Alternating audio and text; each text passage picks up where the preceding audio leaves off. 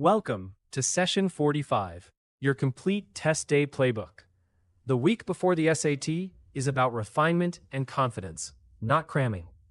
Every strategy here has a direct, measurable effect on your score. We'll plan the final 7 days, lock in your pacing for both modules, and cover the methods that squeeze the most points out of hard questions. Start with the final week. In days 7 through 5, review your error log, do one times section, and lightly revisit your weak areas. In days 4 and 3, take one more times section and review your key formulas. Day 2 is very light. Pack your supplies and rest by 9. Day 1, the test day, is just breakfast, arriving early, and staying calm. And the golden rule: do not try to learn new concepts now. Consolidate what you already know. Now the test day timeline. The night before, keep review under 30 minutes, pack your calculator, ID, and snacks, and get 8 or more hours of sleep.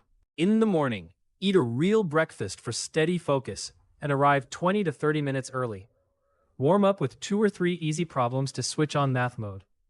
Then at the center, read every instruction carefully and set your own internal pacing tracker. Pacing wins points. Average about 1 minute 35 seconds per question, but use it wisely. On Pass 1, answer everything you can and flag anything that runs past about 75 seconds. On Pass 2, return to the flags with fresh eyes. In the final 2 minutes, make sure every blank is filled.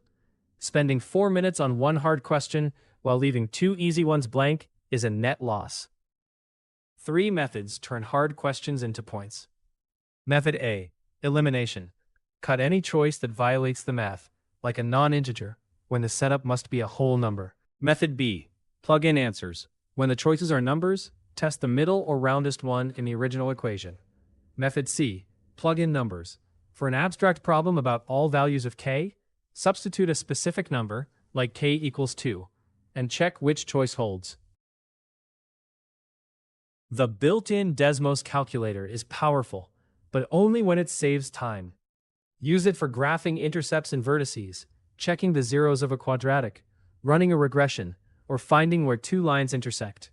But skip it for simple linear equations, fraction simplification, and basic arithmetic.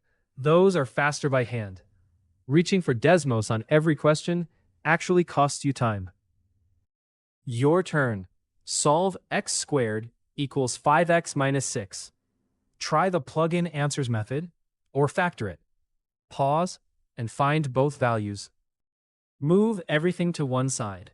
X squared minus 5x plus 6 equals 0.